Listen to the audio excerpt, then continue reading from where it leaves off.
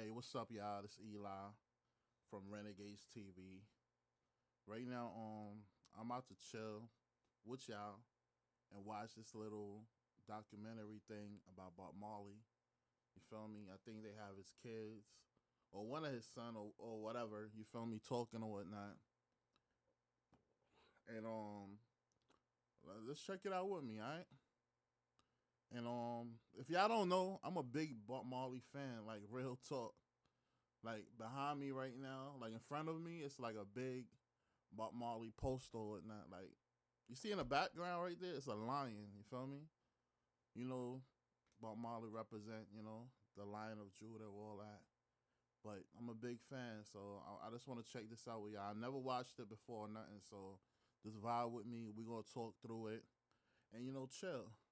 Alright? On some cool vibes. And if y'all didn't see the One Love by Marley movie, check that out. It's mad dope, yo. I watched it. It's official. Uh, Maybe I'll do a review about it because I feel they left out a lot of stuff and I don't know. I ain't like the way it ended. Like real talk, but we'll talk about that some other time. Alright, let's get into this video. I want y'all to like, share, subscribe, and let's get it. What would I have to do to be a Rastafari? Well, first you'd have to be born again. Born again? Yeah. Would I have to be black? Do you have a choice? Bob Marley started his musical journey in the streets of Trenchtown, Jamaica. That's what I think he meant by you have to be born again. Cause I think to be a Rastafarian you gotta be black. I'm not sure, but let's get it. I ain't gonna talk too much. With nothing but big dreams and a deep love for music. He didn't just sing songs, he told stories and shared messages that spoke to the hearts of many. With his band, the Wailers, Marley brought reggae music to the world stage, introducing the unique sounds and rhythms of Jamaica to people everywhere. But Bob Marley's battle and eventual succumb to cancer left Marley's devoted fans saddened. There are many questions left unanswered. Why did Bob not treat the disease at the earliest stage? How's his legacy after his death? Join us as at 51, Bob Marley's son finally admits what we all suspected. The master of mellifluous insurgency. Those melodies he sang all seemed like someone's story. Marley's music was more than just catchy tunes, it was filled with powerful messages about peace, love, freedom, and the fight against injustice. Albums like Catch a Fire, Natty Dread, and Exodus were not only hits but also anthems that inspired change and brought attention to social issues. Songs like One Love, No Woman, No Cry, and Redemption Song continue to be loved by many, showing how Marley's music breaks barriers and unites people across different cultures and backgrounds. As Marley's music broke barriers, it was his profound beliefs that imbued his songs with deeper meaning. Bob Marley's music was deeply rooted in his Rastafarian beliefs, a faith that shaped his worldview and inspired his messages of unity, peace, and resistance against oppression. Yo, I think like real talk, with him having, the toe cancer, it been told that how he didn't want to get his toe removed because of a Rastafarian, you feel me, belief. Let me know in the comment if you was a Rastafarian or whatever, and your belief was not to remove anything, body parts, nothing. Would you do it like to save your life? You feel me? I want y'all to comment that. Would y'all have the surgery, removal for any finger, legs, whatever, just to save your life? Because a lot of people nowadays, like when they're diabetic, sometimes they lose a limb. You feel me? And they have no choice but to lose a leg or something. So, would you do the surgery to remove something to save your life, or you would die with it? I want y'all to comment below, all right? Let's get it. Rastafarianism, with its origins in Jamaica, emphasizes a connection to the African heritage, the sanctity of nature, and a spiritual approach to life. Marley's songs often reflected these beliefs, serving as a bridge between his spiritual journey and his listeners worldwide. The influence of figures like Marcus Garvey, a Jamaican political leader and a proponent of Pan-Africanism, was evident in Marley's work. Garvey's teachings about African unity and self-reliance resonated with Marley, who often incorporated these themes into his music. The crowning of Haile Selassie I as Emperor of Ethiopia in 1930, which many Rastafarians saw as the fulfillment of Garvey's prophecy of a black king's coronation, also had a profound impact on Marley. Songs like War, which quotes a speech by Haile Selassie, highlight Marley's admiration for the Ethiopian leader and his vision for Yo, not to keep stopping it, but I heard something about, they said that how Nipsey Hussle family is like related to Haile Selassie right here. Haile Selassie, you feel me? I don't know. I see the resemblance. I ain't gonna front with Nipsey Hussle. They had a picture with them side to side, like around the same age. Like they look like twins. Like do y'all research, do your homework on it. You feel me? But I heard something like that. And Nipsey Hussle, real talk, they from Africa too. Like his mother and father. So you never know. But that's crazy. This a little knowledge for y'all. Global peace and equality. Marley's spiritual messages weren't passive, they called for action, resonating powerfully in social movements worldwide. So how did he translate these beliefs into politics? Bob Marley's fight for political change in Jamaica. In 1978, Bob Marley fought a campaign for peace after years of political violence in his homeland. For the reggae icon, it wasn't just about ending the killings, it was about building a better Jamaica. From 1974 to 1980, Jamaica was rife with political violence. Gangs linked to the country's two parties, the Democratic Socialist People's National Party and the conservative Jamaica Labour Party, were locked in an urban paramilitary conflict that killed, injured, and displaced thousands of people. In 1978, influenced by the Rastafarian message of unity, gang leaders agreed to peace talks. Out of this process came the One Love Peace concert in Kingston, which brought together rival gang members, party officials, and the biggest names in reggae, including Bob Marley, who had himself been shot 2 years prior, most likely by a JLP gunman. During his performance, Marley summoned on stage the party leaders, Prime Minister Michael Manley of the PNP and his opponent Edward Seaga of the JLP. Yo, that's like real talk. That's like the Democrats and the Republic. You feel me? But like mad different countries, they have like different names for it. Like we have in the US we have the Democrat and the Republic. You feel me? I think that's like something like that. And like what he said, they said they had gangs, they had gang wars, all that. Like real talk, gangs have been around forever, for ages. You feel me? But Marley's one of them that, one of the people that brought peace to Jamaica, man, and ended that war. Like real talk. But let's get it, man. And clasped their hands in a sign of unity. Images of that moment are now iconic, in part because they seem to show Bob Marley as mainstream global culture imagines him, a peacemaker transcending all conflict, including politics. Bob Marley's music has always been more than just entertainment. It's been a rallying cry for social justice, freedom, and human rights. His songs have served as powerful tools in social movements around the globe, inspiring individuals to stand up for their rights and unite for change. As highlighted in Drink Champs episode 398, Marley's influence extends far beyond the realm of music. A lot of us felt like Bob Marley was our father, reflects Noor on the episode, illustrating the deep personal connection many feel with Marley's music and its messages. This sentiment underscores the impact of Marley's work, as his songs Yo, them AIs be crazy. They didn't even say Nori name right, but it is what it is. Provided solace, strength, and a sense of community to those fighting against oppression and injustice. Marley's anthem, Get Up, Stand Up, for example, has been adopted by various human rights campaigns, echoing his call for people to fight for their rights. His music played a significant role in the anti-apartheid movement in South Africa, where songs like War and Africa Unite inspired activists and brought international attention to the struggle for freedom and equality. They said Africa Unite. I like that song. And I like that song too, Zimbabwe.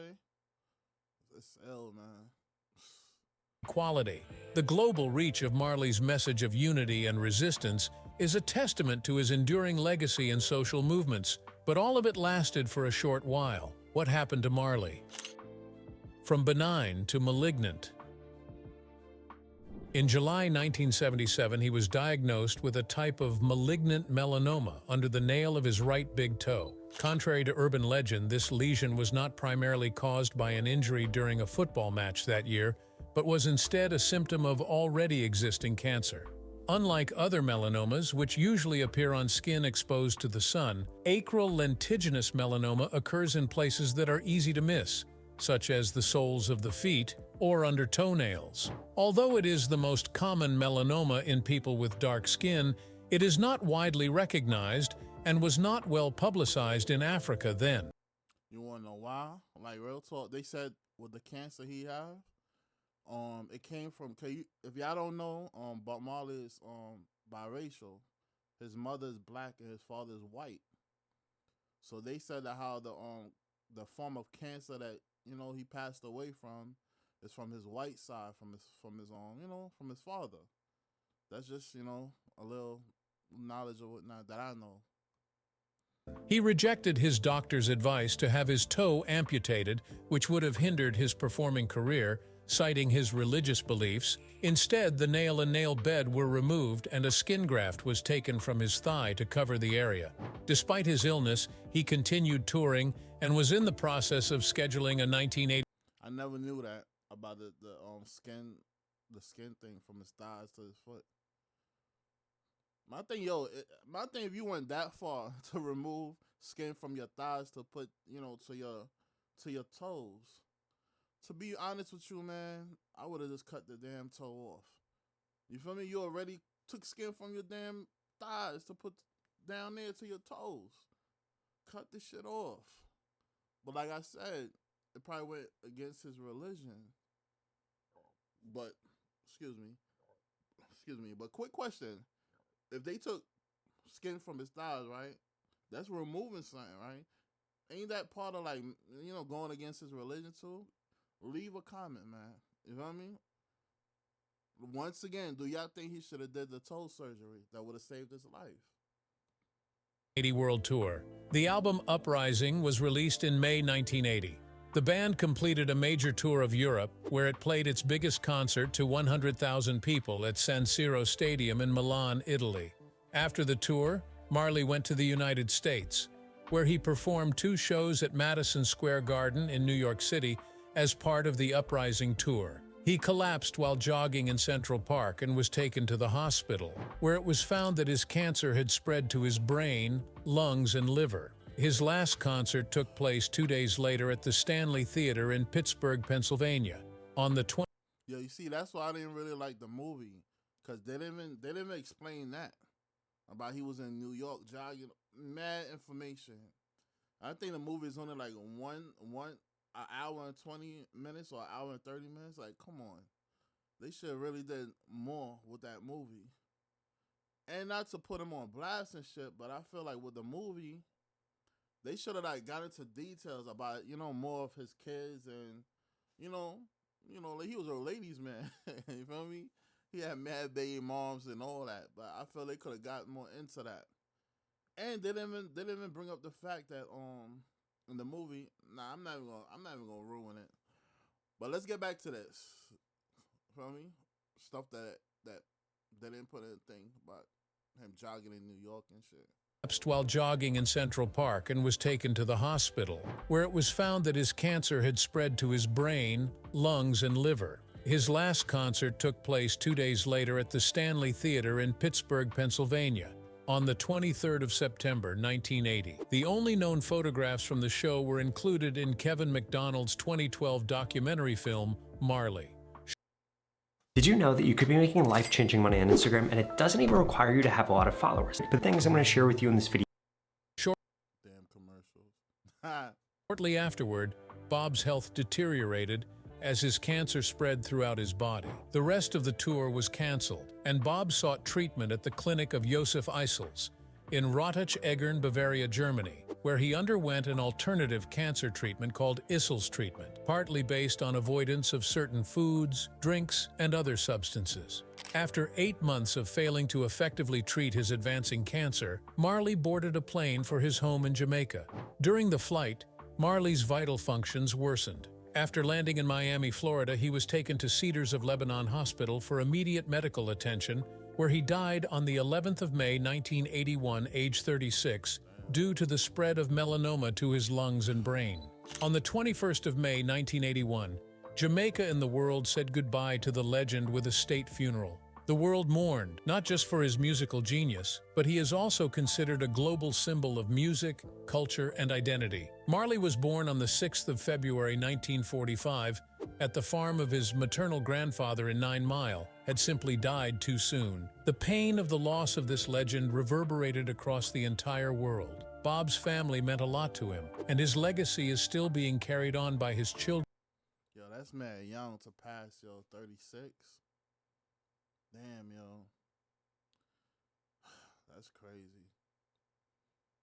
And wife, who have ensured. And he got like a couple of kids. At least, you know, he's gonna live through his kids, his great-grands, his great-grand-grand. You feel me? His legacy gonna move on. But 36, man. Let's just get back to the doc. Let's just get back to the video. Assured to carry on the good works of their father. Bob Marley should not have died from melanoma. When a dark spot appeared under his toenail, Marley attributed it to a soccer injury. Eventually, he was diagnosed with a rare, aggressive type of skin cancer called acral lentiginous melanoma, AM. AM comes from acral, an anatomical term for the peripheral parts of the body, and lentiginous, for freckled appearance. If Marley's cancer had been treated early, it could have possibly been cured. However, he refused the recommended treatment, surgical removal of his toe. Instead of amputating the toe, he opted for excisional surgery, removing the nail bed and cancerous tissue. Eventually, the melanoma spread or metastasized to other areas of his body, including his brain, liver, and lungs, and tragically cut his life short. How are Bob? Yo, I want to know, like, how long, like, damn, like, from your toenails, you know, the cancer spread. Like, damn. That, I mean, they found out in 1977, and he had died in 81, so that's like about 5 years. But, damn, that shit crazy, yo. Bob Marley's children continuing his legacy. The Marleys, a family of reggae. Bob Marley took reggae to its highest heights and was one of the greatest performers the world has ever known. At the peak of his career, he sang out to the oppressed and downtrodden, and became a powerful inspiration to anyone who believed music could change the world. Even today, the message and music of Bob Marley continues to uplift people around the globe. The Marley story doesn't end there. Inspired by their father, the sons and daughters of Bob Marley carry on his work in their own unique ways. Marley had 11 acknowledged children by 7 different mothers, and also a diverse one, ranging from musicians and athletes to authors, business impresarios, and fashion designers, all of whom had unique perspectives on and relationships with their famous father. Before the release of the biopic Bob Marley, One Love in February, all of whom had unique... Yeah, that's his father right there, his real-life father. Feel me? I forgot his name or whatnot. I think it's Nesta. Yeah, or whatever, but that's his father. No, I think Bob Marley's real name was Nesta Marley son. I forgot on his father's name, but that's his father right there. Unique perspectives on and relationships with their famous father. Before the release of the biopic Bob Marley, One Love in February 2024, which Ziggy executive produced, he wrote an emotional letter to his late father for People. In the letter, Ziggy expressed how he honors his father through his smile and laughter, which resemble Bob's. They said it would be too hard to earn a degree while working full-time, but WGU offers flexible degrees. He also mentioned how his children, 7 in total, carry pieces of their grandfather's spirit. Ziggy noted that the grandkids experience Bob's legacy through their parents, emphasizing the enduring connection to their grandfather. The earliest sign that music would play a major role in the lives of the Marley children came by way of the Melody Makers, a group that included a young Sharon, Cedella, Ziggy, and Stephen Marley. Later, after Ziggy and Stephen embarked on solo careers, other Marley offspring took to music and other ventures, further promoting the Marley message of justice and freedom. Sons Damian, Julian, and Kimani Marley have made their mark in reggae and hip-hop. Cedella Marley moved on to become CEO of her father's estate while publishing numerous children's books. Sharon continues to advocate for the principles championed by her father. Rohan shared a measured response to his father's legacy with People. "We chose to listen to our father. He's not the end-all be-all, but he's the beginning," he said in October 2023. "Your father's not perfect, especially the man that left this earth at 36 years old. But he tapped us into a way of life." He recalled being in his dad's intensive care hospital room a few days before the singer died from malignant melanoma. "Hey, well, young Bob, I have a song for you." And he said these words, "On your way up, take me up. On your way down, don't let me down." And he did. And he didn't do it alone. Sharon Marley. Bob adopted Rita's daughter Sharon Marley, who was born on November 23, 1964, after the couple married in 1966.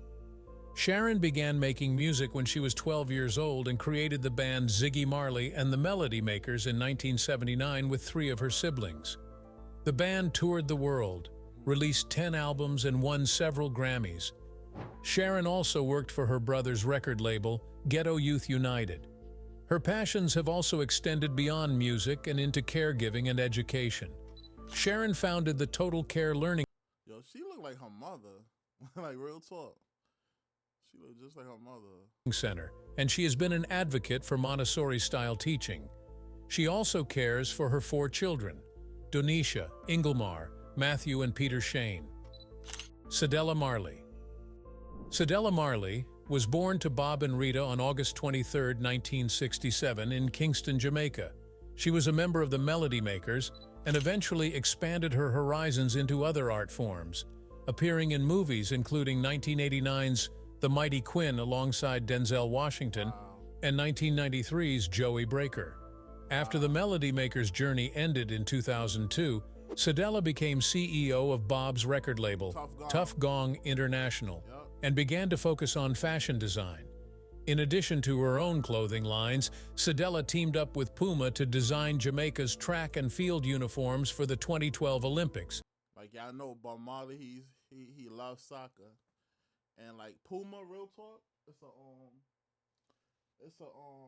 I was looking for something, but forget it. It's like really a soccer brand, you feel me? That's what's up.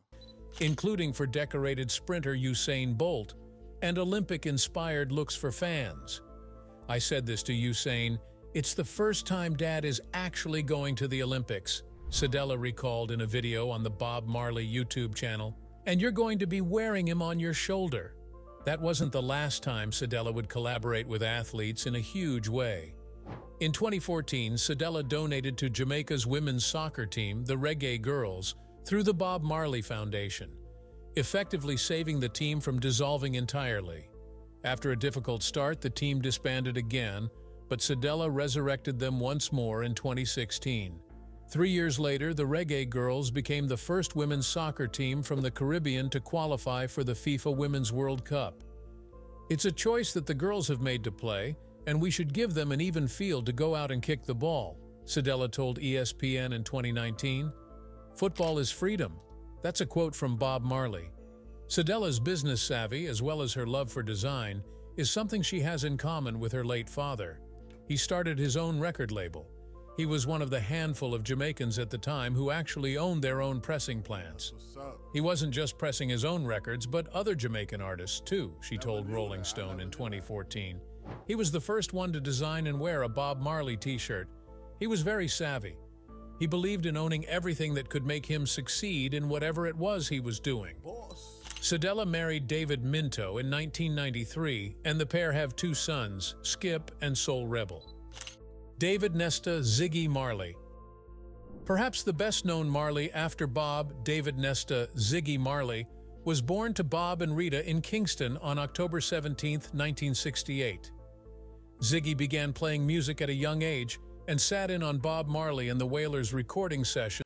Yeah, I like that song by Ziggy. He got a couple of songs I like, but my first Ziggy, no, that's not the first. Matter of fact, I think he had something called True Colors or something like that. And then he have the other song, Love Is My Religion. If y'all know that song, comment Love Is My Religion. That's what's up. Starting when he was just 10 years old. He formed Ziggy Marley and the Melody Makers in 1979 with siblings Sharon, Cedella, and Stephen, releasing the track Children Playing in the Streets the same year.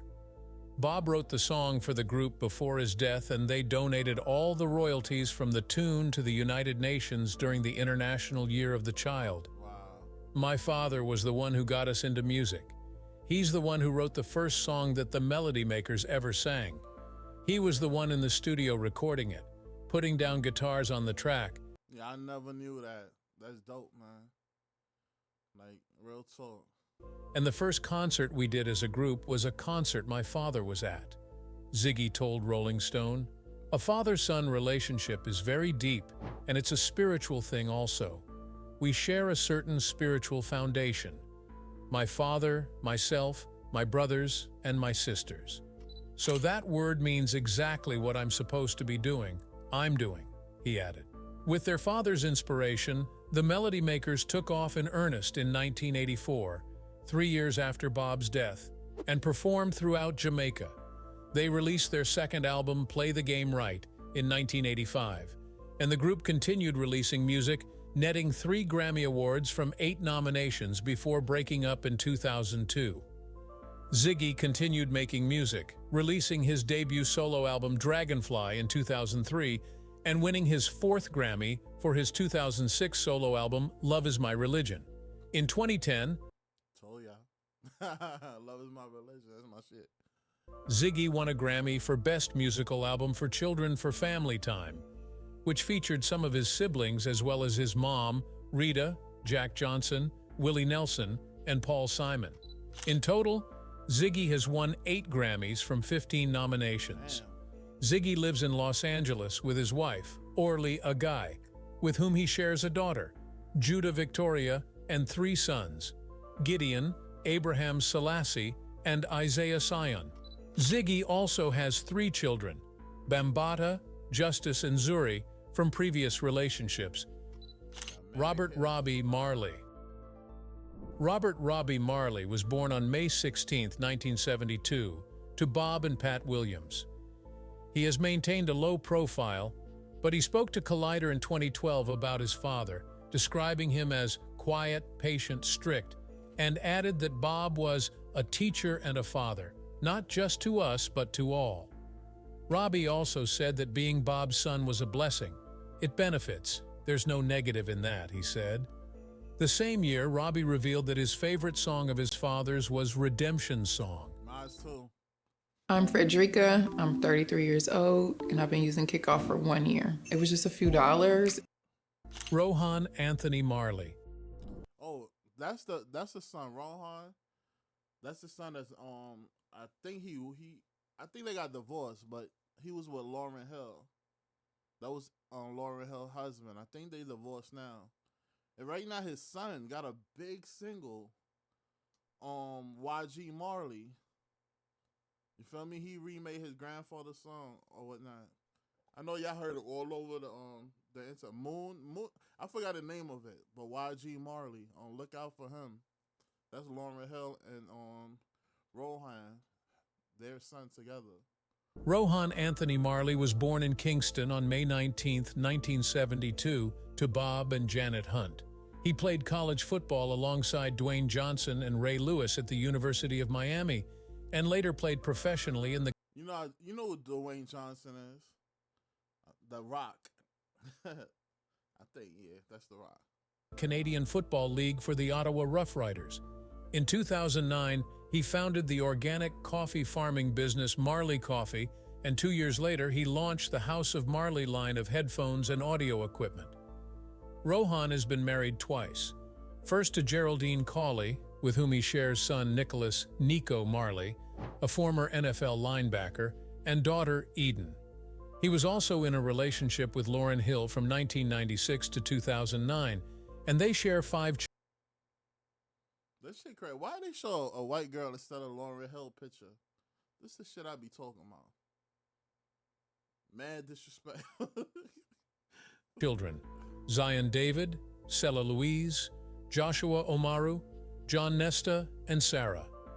In 2019, Rohan married model Barbara Fialho, with whom he shares a daughter. In 2014, Rohan told Rolling Stone that his father instilled in him a desire to make the world better for those who would come after him. "You don't want to do things just for you. My father did not do that. If it's positive, we can do it. When you have more, you can do more. That's sustainability," he said. "That's my father. There's no limitations. When I stop, it should be greater than I. The ones that come after, I should be greater than I." After launch, Hold on. I think this is the actor right here. do that. Hold on. If it's positive, we can do it. When you have more, you can do more. That's sustainability, he said. "That's my father. There's no limitations. When I stop..." That's the actor right there that played on Bob Marley, his father, in the One Love movie. That's him. I don't like the picture. It kind of look crazy, but that's him. He played on Bob Marley. He did a good job, yo. Real talk. It should be greater than I. The ones that come after, I should be greater than I. After launching the cannabis brand Lion Order in 2023, Rohan opened up to people about the Nepo Baby label he said some had tried to put on him. "It doesn't work like that," Rohan said. "You really have to take on teaching, take on responsibility. It's not like just because my dad is Bob, that's why I am this way. No, no, no." Stephen Robert Nesta Marley. Stephen Robert Nesta Marley was born to Bob and Rita on April 20, 1972, in Wilmington, Delaware. He was raised in Kingston. Joining his siblings in Ziggy Marley and the Melody Makers, 7-year-old Stephen served as the group's primary instrumentalist, providing vocals on a handful of tracks and infusing their sound with dancehall elements. In 1999, Stephen produced Chant Down Babylon, a remix and cover album of his father's tracks that spawned the hit Turn Your Lights Down Low by Lauryn Hill. In 2022, he used those producing skills again for the tribute album Celebrating Nina, a reggae tribute to Nina Simone, featuring his sister Cedella and several other artists. Like his brother Ziggy, Stephen has won many awards, including 8 Grammys from 11 nominations. Stephen is also a father, having welcomed multiple children with different women throughout his life. In December 2022, Stephen's 31-year-old son, Joseph Joe Mersa Marley, who was also a musician, died. That same year, Stephen opened up Rest in peace, man. I didn't even know it was his son that passed, but I heard about that. That's crazy. to people about the lasting effects of Bob's legacy.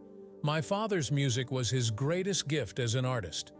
It has always and will continue to bring many people together from around the globe and from all walks of life. The music and his words have remained relevant to the times in which we are living," Stephen said. He made timeless music and represented a way of life that has inspired people to be better, be stronger, and be more conscious. Bob's son added, "My father was a superhero dad. He could be mild-mannered one minute, and the next minute he's off saving the world. I try to honor him every day." Karen Marley. Karen Marley is the daughter of Bob and Janet Bowen. Born in London in 1973, she was raised first by her great-grandparents in Jamaica, then by Rita, whom she has called one of her maternal figures. Karen is a fashion designer who is... Yeah, I love Rita, man. But Marley's wife, it's because, yo, he had mad other kids, out the marriage, whatever, but she always accepted his kids. And from what I heard, from years and years, she never treated him no different, you feel me? That's real. Real talk. kept a low profile. She explained to Rolling Stone in 2014, "Sometimes when I speak about my dad, it is a little touchy for me. I wanted to just live without someone going, 'Oh, there's Karen Marley.' I have to put my name out there because I opened a business. I'm not a musician. I like to be a little bit under the radar. She launched her eco-friendly brand by Karen Marley on International Women's Day in March 2022, and she told Shondaland.com that she felt inspired by her family and heritage. My father cared deeply for our planet, the people and everything else within it, Karen said. His sense of style was relaxed and laid back, and in essence the origin for my easy, conscious style. There comes a time in every creator's life when they say, I've got an idea for a t-shirt. I have an idea for a poster. I see phone. Julian Ricardo Marley.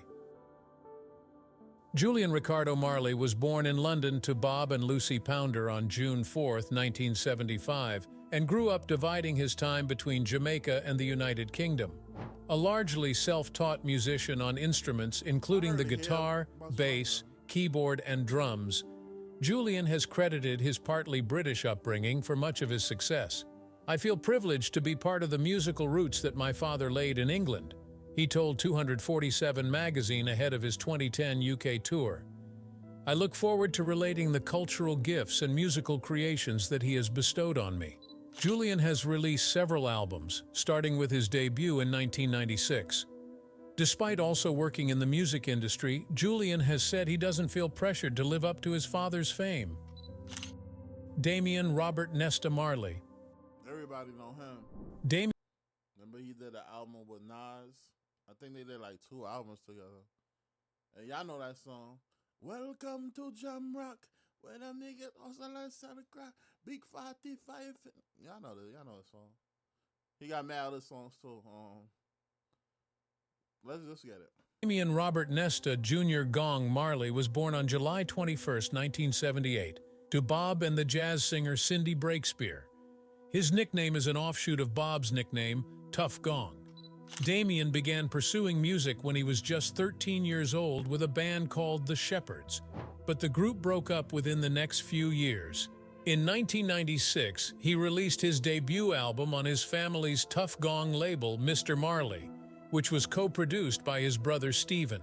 The musician's sophomore release, which Stephen also co-produced, Halfway Tree, was released in 2001 and won the Grammy for Best Reggae Album in 2002.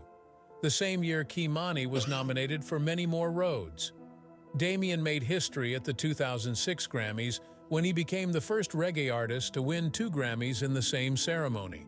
He won Best Reggae Album for Welcome to Jamrock and Best Urban Alternative Performance for the album's title track. He was also the first reggae artist to win the latter award. The singer has also worked on several high-profile musical projects for other artists, including Cruise Control by Mariah Carey, Bam by Jay-Z, Liquor Store Blues by Bruno Mars, and Now That You Got It by Gwen Stefani. In 2010, he released the album Distant Relatives with Nas. His 4th solo album, Stony Hill, was released in August 2016 and won Best Reggae Album at the 2017 Grammys. The work of the Bob Marley's Foundation. The museum continues to honor Bob Marley's life and legacy through the Bob Marley Foundation, which implements social intervention projects. These projects aim to preserve the spiritual, cultural, social, and musical ideals that guided and inspired Bob Marley throughout his life. Since its inception, the foundation has successfully implemented several projects, all geared towards transforming lives. To date, the Marley for Education program has awarded scholarships of school books, school fees, and school uniforms to approximately 2,000 students, age 3-17, from depressed inner-city communities such as Seaview Gardens, Trenchtown, and Tivoli Gardens. Bob Marley's legacy in modern music and culture. Marley's themes of love, unity, and social justice are as relevant today as they were during his lifetime. His ability to connect with people on a deeply personal level has made his music timeless, transcending age, race, and geography. Artists from hip-hop, rock, pop, and beyond cite Marley as a major influence, drawing on his commitment to using music as a force for change. Furthermore, Marley's legacy is evident in the way music is used as a tool for social activism today. Many artists follow in his footsteps, leveraging their platforms to address social issues and advocate for change. Marley's influence can also be seen in the global spread of reggae and its incorporation into various musical styles, demonstrating the genre's adaptability and enduring appeal. Beyond Man, he's a legend, man. Bob Marley. Real talk. Real talk. Beyond music, Marley's impact is visible in fashion, film, and literature, where his iconic image and philosophies continue to inspire. As we reflect on Marley's lasting impact, the new film Bob Marley, One Love offers a fresh perspective on his life and legacy. Instagram takes up too much time. What I'm about to share with you is how my team and I shave off hours of Bob Marley, One Love, the movie. You know what? If y'all want me to do a review about the Bob Marley movie, let me know, man. You know, write it in a comment and I'll do a review because I did watch the whole movie. And like I said earlier, I was about to get into how I felt about the movie and all that. But, you know, I like it, real talk. But if y'all want me to do a review, just leave a comment, all right? Movie. The new movie Bob Marley, One Love presents an opportunity to dive deeper into the life, music, and legacy of Bob Marley, portrayed by Kingsley Benadir, offering fans old and new a closer look at the man behind the global icon. This film captures the essence of Marley's impact on music, culture, and social movements, providing a comprehensive portrayal of his journey from a young musician in Jamaica to an international superstar. Bob Marley, One Love is not just a biography. It's an exploration of Marley's philosophy and how his Rastafarian beliefs, commitment to social justice, and messages of love and unity influenced his music and the world. The movie highlights key moments in Marley's life, including his musical achievements, his role as a social activist, and his lasting impact on various global movements. Through interviews, archival footage, and reenacted scenes, the film gives viewers an intimate look at Marley's personal and professional life. It explores the challenges he faced, the triumphs he celebrated, and the legacy he left behind. The movie also shows how Marley's message continues to resonate in today's world, inspiring new generations to carry forward his vision of peace, unity, and love.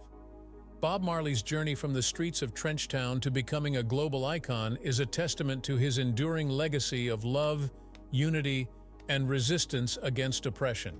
His music, deeply rooted in Rastafarian beliefs and influenced by figures like Marcus Garvey and Haile Selassie, continues to inspire social movements and artists across the globe. As Bob Marley, One Love, brings his story to new audiences, Marley's message remains as relevant today as ever, proving the timeless nature of his work. Thanks for watching. Yo. See ya. Alright. Yeah, I want to thank y'all for chilling with me and watching this, little documentary or whatnot about Bob Marley. And I don't know, man. That's my idol, real talk. I mean, rest in peace, Bob Marley, man. Big shout out to his whole family, all his fans, everybody out there. You feel me? If y'all didn't go see the Marley movie, go see it, man. It's a dope movie. Alright, but this Eli and this Renegades TV, I want to thank y'all for chilling with me, watching this with me. I want y'all to like, share, comment, and please subscribe for more videos. I got a whole lot of videos coming up, alright? I want y'all to chill with me. I'm mad cool, laid back. You feel me? Very knowledgeable about different things or whatnot. We're gonna chill, man, alright? And if this the first time you watching me, I wanna say, welcome. You feel me? Welcome. Thank you for subscribing. Alright? I'll check y'all later on. Peace. It's Eli.